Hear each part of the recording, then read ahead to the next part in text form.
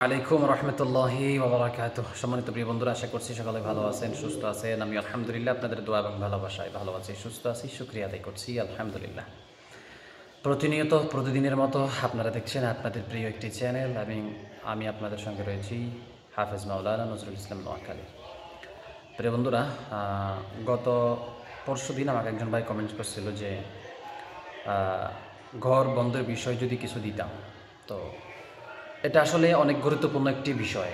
আমরা অনেক সময় কিন্তু জিনের তদবিরের কাজ করি, কিন্তু ঘর বন্ধ থাকে না, যার কারণে রোগীর শরীর বন্ধ থাকে ঠিক, কিন্তু ঘর বন্ধ না থাকার কারণে রুগীকে ঘরের মধ্যে জিন এসে কিন্তু ঢিল মারে।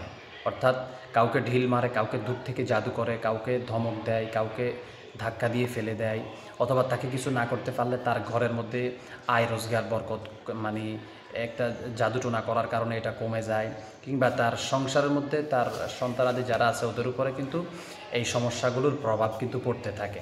তো এই জন্য সর্বপ্রথম কিন্তু ঘর বন্ধ করে রাখা এটা হচ্ছে সবচাইতে ভালো দিক। তো এর জন্য যেটি প্রয়োজন আমাদের, সেই জন্য স্ক্রিনের মধ্যে দেখেন যেই আয়াতে কারিমা ওজিফাগুলো দেখতে পাচ্ছেন, এই ওজিফাগুলোকে সাদা কাগজের মধ্যে মেশকে জাফরান কালি দিয়ে লিখতে হবে। 5টা খণ্ড লিখতে হবে। 5টা খণ্ড লিখে 4টা আপনাকে ঘরের 4 কোণে লাগাই দিতে হবে। এরপরে একটা মধ্যখানে লাগাই দিতে হবে। মধ্যখানে অর্থাৎ কিছু যদি থাকে উপরে দিবেন, আর যদি কিছু না থাকে তাহলে ঘরের মধ্যে মধ্যখানে ফুতে দিবেন। ইনশাআল্লাহ আপনাদের ঘরটা বন্ধ হয়ে যাবে। তাহলে জিন আর ব্ল্যাক ম্যাজিক ছুটতে পারবে না এবং জিন আপনার কোনো ক্ষতি করতে পারবে না।